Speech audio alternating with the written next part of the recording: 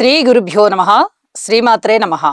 మా భక్తి టీవీని ప్రోత్సహిస్తున్నటువంటి మా ప్రేక్షకులందరికీ ధన్యవాదాలు తెలియజేస్తూ 15 డిసెంబర్ 2024 నుంచి 21 డిసెంబర్ 2024 వరకు గల కాలానికి రాశి ఫలితాలు ఎలా ఉన్నాయో తెలియజెప్పుకుందాము. ముందుగా గ్రహస్థితులు. వృషభంలో గురు చంద్రులు, అలాగే కర్కాటకంలో కుజుడు, కన్యలో కేతువు, వృశ్చికంలో రవి బుధులు, మకర రాశిలో శుక్రాచార్యుల వారు ఉన్నారు, కుంభరాశిలో శని గారు ఉన్నారు, అలాగే రాహు వచ్చేసి మీన రాశిలో ఉన్నారు.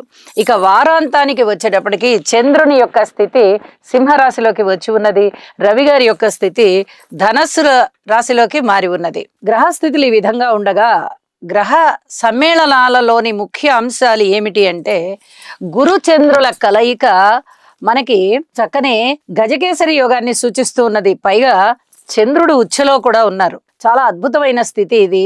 రాశి చక్రంలో గురు చంద్రుల కలయిక గాని లేదా దృష్టులు కానీ గురు కేంద్రాలలో ఒకరినొకరు కేంద్రాలలో ఉన్నట్లయితే, ఎవరెవరి జన్మరాశిలో అయినా ఈ రకమైన గ్రహస్థితి ఉన్నట్లయితే వారికి చాలా అద్భుతమైనటువంటి మానసిక శాంతి, పరువు ప్రతిష్టలు పెరగడము, అలాగే సంఘంలో గౌరవ మర్యాదలు పెరగడము, మంచి దైవానుగ్రహ కలగడము, ఇవన్నీ కూడా చాలా చాలా బాగుంటాయి అని చెప్పి చెప్పవచ్చు. అంతటి అద్భుత కలయిక గురు చంద్రులది. అలాగే రవి బుధులు, బుధ ఆదిత్య యోగం జరుగుతూ ఉన్నది. అయితే వారాంతానికి వెళ్ళేటప్పటికీ రవి గారి యొక్క స్థితి రాశి మారిపోయి ఉన్న కారణం చేత గ్రహము చివరికి వచ్చేసింది అనమాట.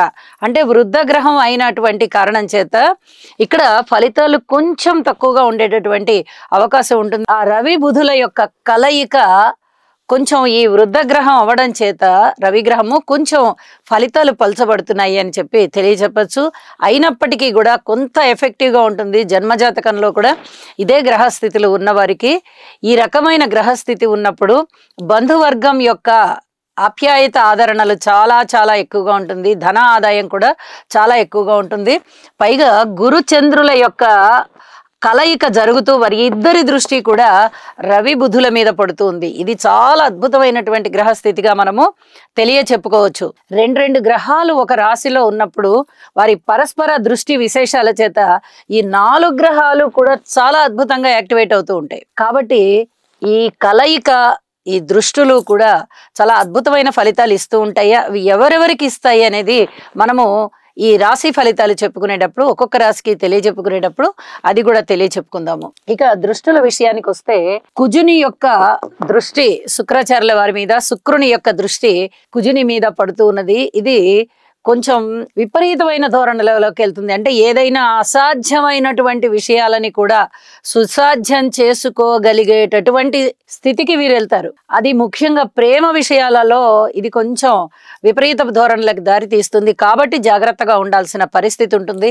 అలాగే కుజుని యొక్క 8వ దృష్టి శనిగారి మీద ఉన్న కారణం చేత కూడా ఈ పట్టుదల ఎక్కువగా ఉండడం కానీ, రవాణా విషయాలలో, ఏదైనా ట్రాన్స్పోర్టేషన్ విషయాలలో కానీ, లేదా ప్రయాణాల విషయాలలో కానీ అతి జాగ్రత్తగా ఉండాలి. అలాగే కోర్టు సమస్యలు, ఆస్తి తగాదాలు, ఇట్లాంటి వాటి అన్నిటికీ కూడా ఈ కుజుని యొక్క దృష్టి శనిగారి మీద ఉండడం వల్ల కొద్దిగా ఆ విషయాలు సతాయిస్తూ ఉంటాయి. వీలైనంత వరకు వాయిదా వేసుకోవాల్సిందిగా కూడా సూచన చేస్తున్నాను. ఇక శనిగారి యొక్క దశమ దృష్టి రవి బుధుల మీద పడుతూ ఉన్న కారణం చేత ఈ చర్మానికి సంబంధించినటువంటి వ్యాధులు ఉండడానికి అవకాశాలు ఉన్నాయి. కాబట్టి కొంచెం ఇటువంటి చర్మ వ్యాధులు కానీ, ఈ అనారోగ్యాలు కానీ ఏమన్నా ఉన్నవారు కొద్దిగా ఔషధ సేవ చేసుకోవాల్సిందిగా సూచన చేస్తున్నాను. అలాగే మెడికల్ పరంగా కొత్త విషయాలని కనుగొనడం ద్వారా కూడా చాలా బాగుంటుంది అని చెప్పి తెలియచేస్తూ ఉన్నాను. ఇక కుజ శని స్తోత్ర పారాయణలు ప్రతి వారు కూడా, రాశితో సంబంధం లేకుండా ప్రతి నక్షత్రం వారు కూడా అవి చదువుకోవాల్సిందిగా మరీ సూచన చేస్తూ ఇప్పుడు రాసుల్లోకి వెళ్దాము. మీనరాశి. మీనరాశి వారికి 15 డిసెంబర్ నుంచి 21 డిసెంబర్ వరకు గల కాలానికి గ్రహస్థితులు ఏ విధంగా ఉన్నాయి అంటే, రెండు గ్రహాల యొక్క స్థితి ఈ వారం మనకి సూచిస్తూ ఉన్నది. అయితే వారాంతంలోకి వెళ్ళేటప్పటికి గ్రహస్థితులు బాగున్నాయి. 6వ స్థానంలోకి చంద్రుడు వచ్చారు, దశమ స్థానంలోకి రవి గారు వచ్చారు. అంటే మళ్ళీ ఈ 2 స్థితులు బాగున్నాయి. వార ప్రారంభంలో శుక్రాచార్యుల వారు, చంద్రుడు బాగున్నారు. వారాంతంలో చంద్రుడు, రవి బాగున్నారు. అంటే స్థితులు 4 రాశులకి సంబంధించి బాగా మంచి ఫలితాలను ఇస్తున్నాయి. అక్కడ తృతీయము, ఇక్కడ షష్టము, దశమము, ఏకాదశము 4 స్థానాలు. అయితే ఇక్కడ చెప్పుకోదగ్గ విషయం ఏంటంటే రాహు బలము లేదు, కేతు బలము లేదు, అలాగే శనిగారి బలము లేదు, గురుగారి బలము లేదు. 4 ప్రధాన గ్రహాల బలాలు లేకపోతూ ఏలినాటి శని ఉంది, గురు బలం లేదు. శనిగారి దుష్ట ఫలితం ఉన్నప్పుడు గురువుగారి యొక్క ఫలితం మంచిగా శుభ ఫలితం ఉన్నట్టయితే కాస్త బ్యాలెన్స్ అయిపోయేది. ఇక్కడ అది కూడా లేకపోవడంతో అంటే శత్రువులు చుట్టుముట్టారనమాట. అంత శత్రువర్గమే మీ చుట్టూరా ఎటుపక్క చూసినా మీరు ఒక పద్మ వ్యూహంలో ఉన్నట్టుగా ఉంటారు. అన్నదమ్ముల యొక్క సహాయ సహకారం ఉండదు, భార్యాభర్తల మధ్య అనుకూలత ఉండదు, సంతానంలో ఐకమత్యం ఉండదు, సంతాన మాట వినేటటువంటి పరిస్థితి లేదు, కుటుంబంలో ఐకమత్యం లేదు, ధన ఆదాయం ఉందా అంటే ధన ఆదాయం కూడా లేదు, అది కూడా శత్రువులాగానే భీష్మించుకొని కూర్చుంది రాకుండా దగ్గరికి.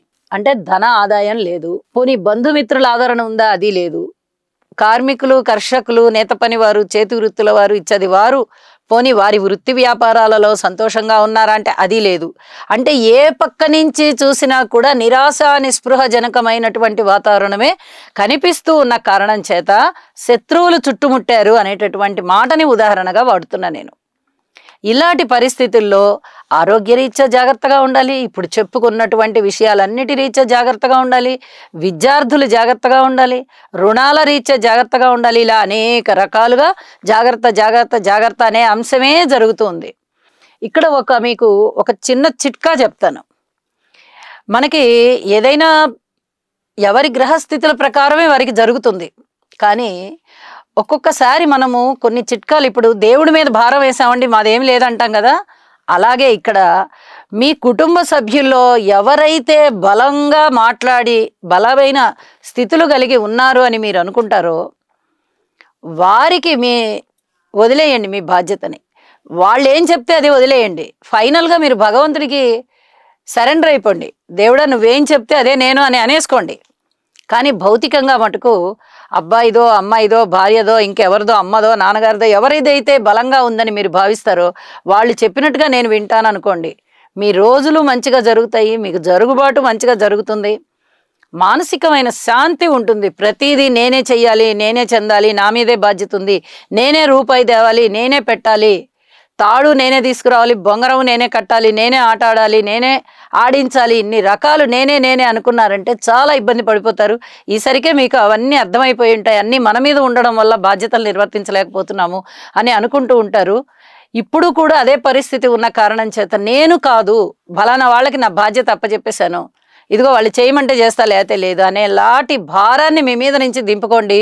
మీరు చాలా వరకు మనశ్శాంతితో ఉంటారని చెప్పి తెలియజేస్తూ శనిగారికి తైలాభిషేకం చేయించండి, నవగ్రహ స్తోత్ర పారాయణాలు చేయండి, మిగతా అన్ని విషయాలలోనూ మౌనంగా ఉండండి. ఇక అన్ని విధాలా బాగుంటారు అని చెప్పి తెలియజేస్తూ సర్వే జనా సుఖినో భవంతు.